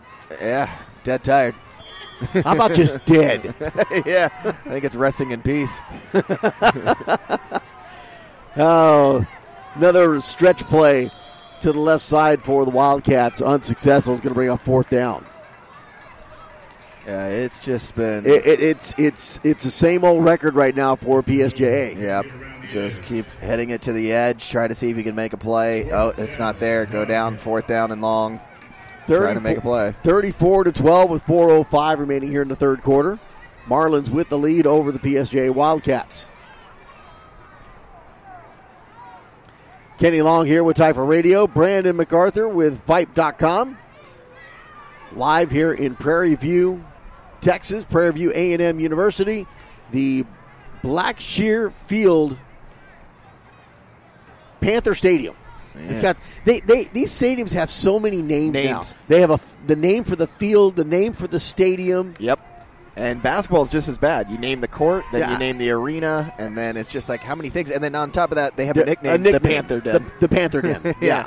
And then you get like the Rowdy Raiders section. I mean, everybody's got a name for something where it's just like, you know what? Let's go. What happened to just the one name? Yeah. How about we just call it the place? Exactly, right? Takes the snap. Look in the pass. Now he'll tuck it and run. And that's about the most successful look he's had. He'll turn the corner at the 40, but he's at the 50, caught. And Dylan Mitchell. And look, he runs right out of bounds. My Lord. It's like watching a child Tyreek Hill race people down. I mean, he's just got a different speed out there than everybody else. Nonetheless, a first down run that time. Big time run. As you heard, a big-time run. Yeah, that's how you know it wasn't just a first down run. It was a big-time run. It was a big-time run. Dre Espinoza. And he needed that, man. He's trying to do anything he can for his team. Absolutely. But he just got lucky on that one. These stretch plays are not going to get it done. No, and it has to get a little bit more creative. Try to run up the gut a bit more, or just get something else going for you. The passing game hasn't really been able to work for you. It's been very frustrating for them ever since the end of the first quarter. Takes the snap, and they'll try to go off tackle, and he'll get a few yards out of the play. It brings up second down. They'll spot it at the 45-yard line of the Marlins. Yeah, I keep waiting on to see if there's going to be a possibility for a Heisman update, because that's going on right now. I was going to say, isn't that tonight? Yes, it is. I haven't gotten any notice on it yet. Who's your odds-on favorite? It's got to be Burrow. I think there's hands down. He has been the most impressive feat of everybody else. Fields had the impressive year for Ohio State, but LSU has played top-notch talent all season long. Chase Young, I mean, even though he set the sack record for Ohio State, missing those 2 games really kind of hurt him. I think it's just Burrow hands down. Espinoza once again tries to stretch it out to the left side. He'll get 2, maybe 3 yards on the play. It brings up third down. So with that, do you think that would be a diss on Jalen Hurst? Well, it's nice to see Jalen bounce back from, leaving Alabama, going to Oklahoma, and providing success for over there. I think the only problem for Jalen was that at the beginning of the season, man, he was really making an argument to push himself into that Heisman candidacy there. But towards the end, he just kind of went silent, and then they played a lot of teams closer than they should have. To whereas Joe Burrow, he has been the start and the go of that offense, and he's been a huge reason why LSU is having so much success this season. Takes a snap, they'll hand it off, looking for some space, cuts back up the middle, and he's going to get a big crowd and gets nailed. Little change up there, number 21 on the carry that time for the Wildcats. That's Mark Quintanilla. And I'm glad to see some more people getting some touches out there for the Wildcats, and that's the best way to be successful there. Did you like my yeah, throwing in a little flavor, huh? A little flavor there. A little spice. Mark Quintanilla. Yeah, roll instead of saying the L's, pronounce them as Y's. That's always the trick. You know what else I can do? Roll the R's? Her name is Salinas. Yeah, my students always make fun of me whenever I try to practice my Spanish with them. I'm like, What's Spanish? So yeah, exactly. Exactly. It's more Spanglish. If you're interested in participating, so it's end of the third quarter. Wow, they did that silently. All of a sudden they started moving the chains. I'm like, what are they doing? And then it's like, it's fourth down. Why are you moving the chains? And no signal, no nothing. I guess his referee mic isn't working again. I was just waiting for him to hold up 4 fingers and just kind of move on. that referee mic is like a McDonald's drive-thru. Yeah. Is it open? Is it open? And it's one of two things. It's like, welcome to McDonald's. Can I take your order, please? Yeah, there's not been a happy medium with that referee microphone here. Or it's going to be the one that drive-thru I went through the other night. It's like, yeah, where they sound a mile away. Yeah, it's like, can you speak up, please? Yeah, come closer to the mic. Then you drive up to the window, and they open the window, and it's $5.95. Yeah. It's like, no wonder I couldn't hear you. Takes the snap as they're going right to left. And he's going to get slung out of bounds and caught by Dylan Mitchell. And now, you got to be kidding me. If they call that a late tackle. Oh, my goodness. A penalty flag comes in. No way. Yep. Personal foul. Way. Face mask. Face mask. On the defense. 15-yard penalty. Automatic first down. He took him down by the shoulders. I mean, I did not see a face mask. I wish we had instant replay right now. And that's something we need to work on for next year if we do this, is having a replay person and a monitor so we can have a replay. Things like that. That would be fantastic, because I'd love to just chew into the referees. Especially when I'm this tired. I'm starting to get a little salty right now. Right? I'm ready. Well, at this point, that was kind of an insult call right there. That because that was a good tackle by Dylan. I was going to be shocked if they called him in a late hit, but on top of that, face mask. I mean, if anything, go with the late hit. He grabbed him from behind. Yeah. How did he get the face mask? He grabbed him and slung him down. He's got the longest hands for a child I've ever seen. Wow. Is that a mercy call? I think it's one of those, just lend him a helping hand. I mean, it's been a tough ball game here for the Wildcats, but they don't need any handouts. The second down and 10, 34-12 is our score with 9:10 remaining here in the football game. As the Marlins are pretty much well on their way to a state championship here in Prairie View A&M for Division I rookies. Yeah, at this point, they're just kind of going through the motions. And he's got a man. Wide open, and he can't hold on to it. Oh, my goodness. Quintanilla just couldn't grasp that one. So he picks up the football. He slams it down, does not give it to the referee. No flag. Yeah, that's the one where I think he's going to notice that it's just frustrations from the little guy and let him see another day. But yeah, okay. Yeah, and then there's the head coach sending him out. So what you're telling me is you're a referee lover. Yeah. I'm thinking I'm just trying to save a little kid's feelings. Yeah, okay. Welcome to McDonald's. Can I take your order, please? Third down here for the Wildcats. We're getting a little loopy here. Yeah, this last game is going to get really weird. Takes the snap. Again, look at the pass. They'll throw it up, and that's going to fall short as it was intended for number 20, Frankie Salinas. Just not getting it there. Incomplete. Pass intended for number 20, Frankie Salinas. Yes, now that makes it fourth down. It's fourth down and 10. Fourth down. Clock running at 8 minutes. And it's almost like you can sense the frustration from the whole team as they keep having to bring the whole team now over to talk to him every play. Yeah, before it was just bring over the quarterback, and then now it's let me talk to each and every one of you. Well, I think it's more of that case of what do we do? We can't do anything. Nothing works. Yep. And that's the worst part. And this has got to go like the last game that we had. Yeah. You need to have that conversation. You know what? Just go out and have fun.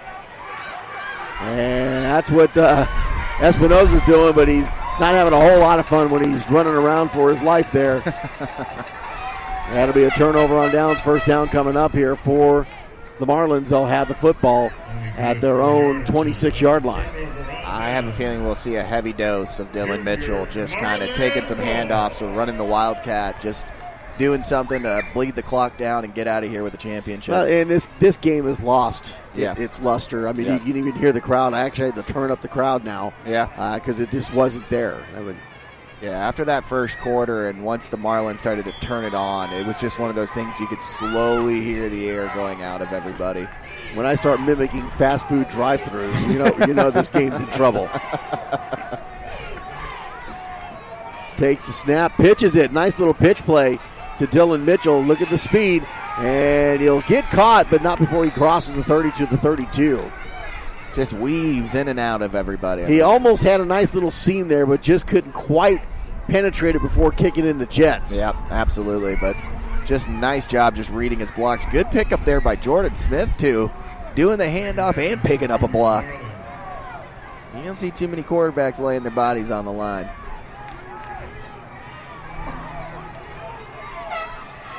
Now Smith will go in the shotgun here. Yeah, they're going to send Mitchell in motion. Like I said, a heavy dose of Dylan Mitchell. There we go. And he'll try to, nice open field tackle in the backfield.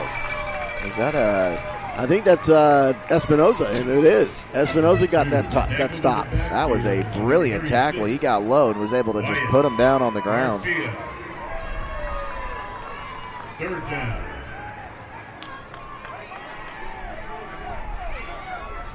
Now 3rd and 8, but more time ticking off the clock there, and that's exactly what you want if you're the Marlins. Just keep bleeding it out.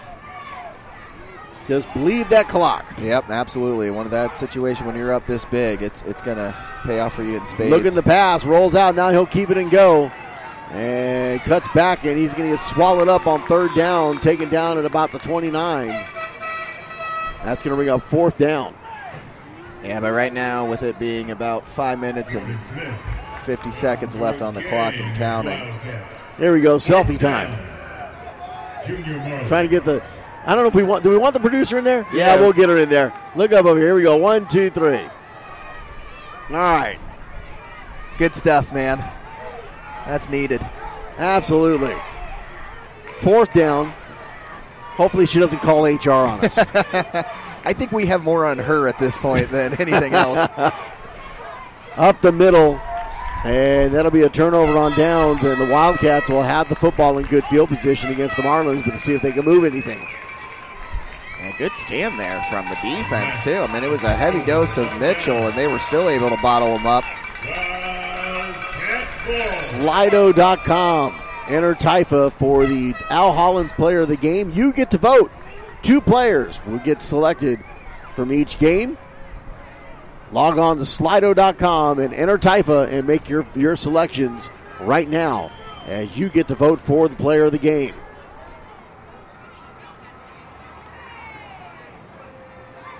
Right now, I think you can at least count Dylan Mitchell as one guy, and I would probably say Jordan Smith would be the other nod.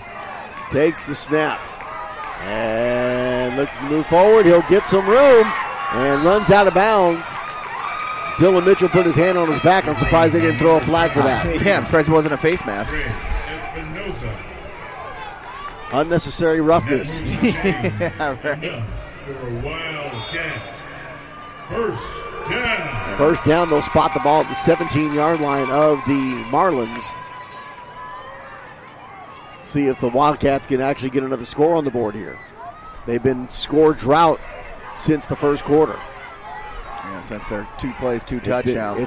It's been 34 unanswered points. I think this is the furthest they've been in Marlins territory. There's a pass play up the middle in the end zone. Intercepted. What an interception. And what a return. And he'll get taken out of bounds. Jordan Smith. Wow. What a play. That's the second time he has got into the route at the last moment and reached up and plucked the ball out of the air. I mean, it was one of those things where he was burned deep, no problem, but then that makeup speed of his was able to chase that down and pick off the ball with the last second remaining there. Because otherwise, that had touchdown written all over it. And I think right now Jordan Smith just locked up his Player of the Game award That's got to be demoralizing for the Wildcats. Absolutely. You think you have 6 and it's just going, and now it's going the other way. And with 4:24 now, if you're able to bleed this down to at least around 2 minutes, that's kind of what you're looking for on this offensive drive. 34-12 is our score here in the fourth quarter. And up the middle, Dylan Mitchell, there he goes. Goodbye. And he's gone. See you later. My goodness. And he will take it and have a about 30-yard lead on anybody behind him. 73 yards for Dylan Mitchell. Touchdown. Well, you could take it down to 2 minutes, or you could just rip off a 73-yard touchdown run. Choice is yours. Dylan. But if they're able to convert this 2-point conversion, then we'll have a running clock from here on out. And at this point, we're 32 minutes behind. Let's hopefully they can make that conversion.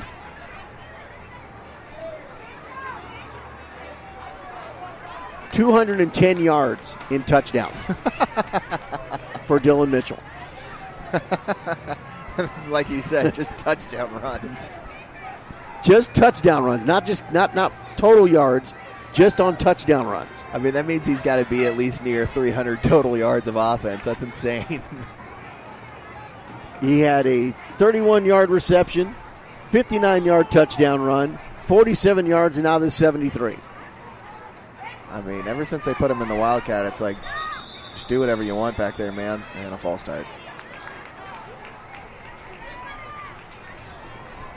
Always cracks me up when you get a false start where a defensive lineman kind of takes a little nudge and a step. Repeat the try. Offensive lineman moves, and what does the defensive lineman always do? Yeah. Just points at him. Like, ooh, you in trouble.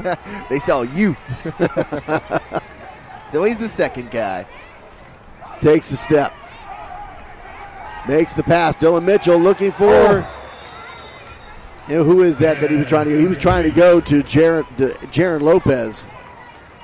Good old number 0 there, and he had him, just wasn't able to make that connection. That would have put us at the mercy rule. Yep. But we're 2 points shy of that.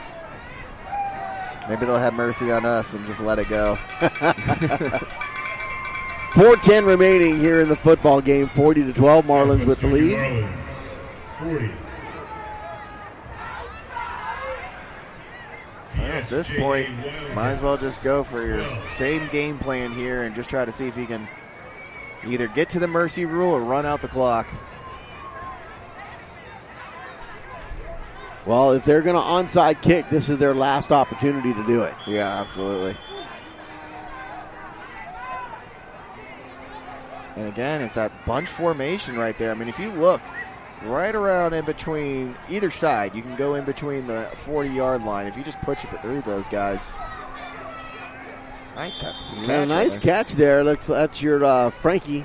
Yeah, Frankie Salinas, man. He's been an underrated player in this ball game, and I feel like he got underutilized. I think that's the one big crime in this game, but that's a heck of a catch right there, because if he doesn't make that catch, that ball's getting behind him, and probably a Marlin special teamer is picking that up. Even if it gets behind him, if he doesn't make the catch and it bounces off his chest, it pushes forward back towards the Marlins. Yeah, I mean, that was an all-or-nothing play right there, and he got it all.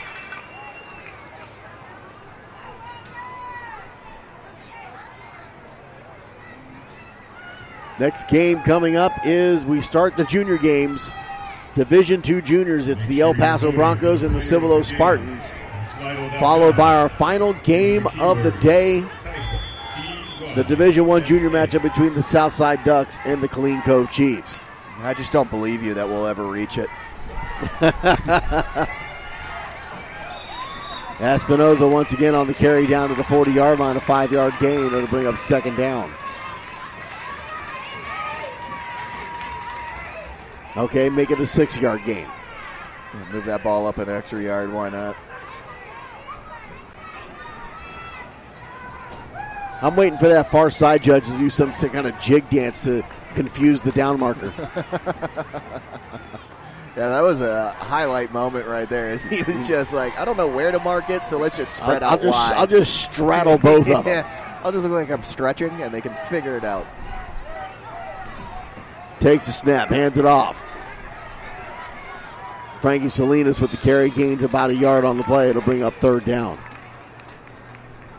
See, I just want to see him just line it up and just simple handoff, a little halfback dive up the middle, but give it to Frankie Salinas and do that same play and just kind of see, because he's got good speed and good size to him as well, that if you do a little bit more north-south running for him, you might have a little bit more success. Everything for the Wildcats has been stretch left, absolutely. Stretch right.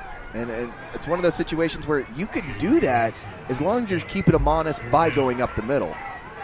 And if you just keep bouncing into the outside, that's an easy adjustment to make. Then he'll stretch it out here to the left side. And tries a turn, gets taken out of bounds.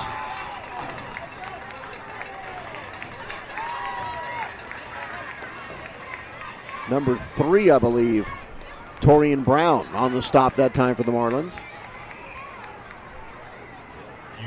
Yeah, Marlins starting to just rotate in some different guys now and utilizing that huge roster that they have. And get some guys who probably don't normally see as much primetime playing. Get in the fourth quarter, see if they can close this out as we are almost to the 2-minute mark. And we are there. Well, they'll stop it at 2:01. There we go. Nice job, guys. 2-minute warning. 2-minute warning. I just said that. I was going to say echo. He can decide when he's going to use his microphone or not. That's the thing. It's just been, I wonder if it's one of those things he just forgot that he has it. How do you forget it? Stabbing you in the side the whole time you're out there. Maybe he's got some other stabbing pains right over there. Takes the snap, rolls out again, stretch it out. And you got a man to beat. Gets the corner 50 and runs out of bounds at the 45-yard line. Got around the edge. Espinosa's got to be tired. I mean, that's a kid that's going to need a good massage tomorrow. He's going to need an ice bath. I mean, immediately. That's one of those things when he gets back to the hotel, the mom should be back there already shoveling ice into the tub. You know, one of the negative things about youth football, youth sports in general, is the negativity from the adults. Yeah, absolutely. 100%. And one of the things that I see doing these games as he pushes up front on first down up to about the 40-yard line is after a game. Yeah. There could be a hotly contested game. Next thing you know, you got adults that are arguing, yelling at each other, fighting on the sidelines, this and that. Sometimes it spills onto the field. Those same kids that were in that battle that caused all this stuff. Yep. If you look back on the backfield while the next game is going on, what are those kids doing? Playing. They're playing football, exactly. And they're on the same team. Exactly. Smiling, laughing, having a good old time. Absolutely. It's one of those things where the adults become the children quite quickly, and the children become the example. Quick pass play. He's got a man wide open. Salinas. It's caught. And he'll get taken out of bounds. Frankie Salinas. Wow. I'm telling you, he's the underutilized X factor in this game. Moving the change for another Wildcat first down. And that was a nice little pass play right there. That was a nice play. But he was left completely open there on the outside. Somebody had a blown coverage assignment there because he could have just walked all the way down there. That was a defensive breakdown that shouldn't be happening. Empty backfield, man in motion. It's Salinas. Takes the snap. Whistles blow. Possibly. And it's gonna be offsides. Offsides. Defense. Yep. 5-yard penalty. So replay first down. Again, and I got a problem with this. Why are you blowing the whistle dead? Yeah, exactly. That should have been a free play. Exactly. The only reason you should have blown the whistle, if somebody jumped so bad, one of the linemen, it would have been unabated to the quarterback. And again, I think the reason why they blew it dead is because he made contact with one of the offensive linemen up front. But even still, I'm with you. Then that's not offsides. That's encroachment. Because you made contact with the guy up front. And you're right. That is a different call. But other than that, there's been several times where they've blown it dead. Yeah. Where that's a skill. That's an art. You see Aaron Rodgers do it all the time where he gets that free play and then you just chuck it up.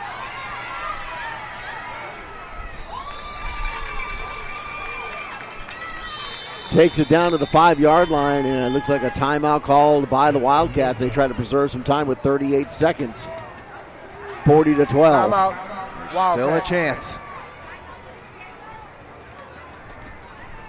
I think right now all you're doing is trying to cap your season off the right way. Punch it into the end zone, get some points, and just walk out with your head held high at least. Well, the remaining bench players are lined up at the 50. Yeah, they know what's up. They're not really waiting around for all the antics. Right. Yeah, we're done. Yeah, both squads you can see are lined up, ready to go shake hands. Points and get 3% back in rewards. Every season starts in Dick's. I think at this point both teams are just ready to hit back home and hang out with their friends, play some video games. And well, the Marlins are in this area, so they'll go home. Yep, they'll get to head out. I'm sure those kids still probably want to do the same exact thing, though. They got about a 6 to 8 hour drive ahead of them. They're probably going to go to the hotel and wait till tomorrow. I don't blame them.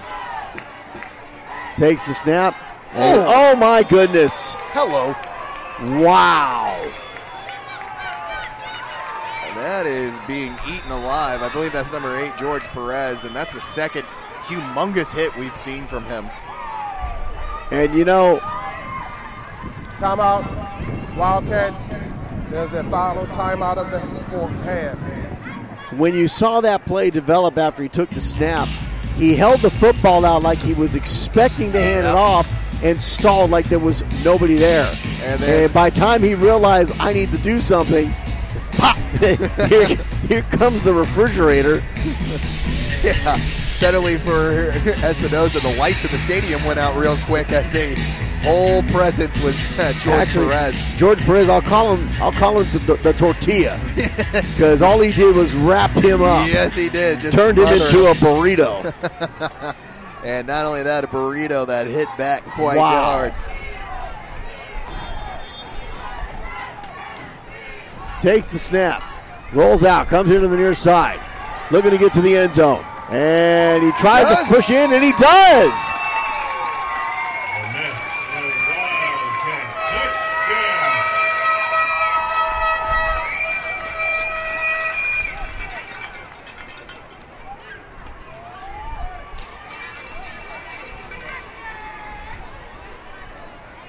About a 10-yard run into the end zone, and we got an injured Marlin on the field. He's up on his feet now. He's stammering off a little bit. I think that, again, it's Lopez. And he was a little shooken up in the first half. I'm pretty sure I saw number 0 there. It could be. It's number 6. For the Marlins, that's going to be Edward Pineda.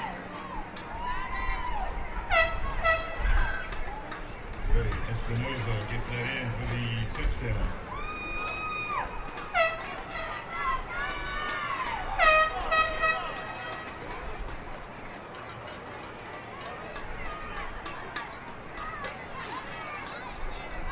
And again, down he goes. And the extra point is no good. So that makes our score 40-18 with a whole 20 seconds remaining. It was a situation there where, again, I think that was just a touchdown to feel good to end your season. But right now, if you're the Marlins, just recover it, take a knee, go celebrate. Wildcats are out of timeouts. They'll have to recover the kickoff and then run one play. Yeah. Clock will stop for the change of possession. Now, depending who runs that one play, it could either end this game or he could possibly take it to the house if it's Dylan Mitchell. I think Billy Mitchell will have them pull the reins. Yeah. I think that it's time to say, all right, fellas, we have proven our point, and let's walk out of here champions.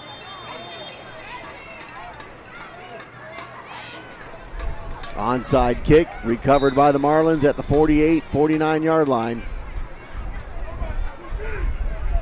And the best formation to run if you are the winning side is the victory formation. And hopefully that's exactly what we're about to see here. Carrier.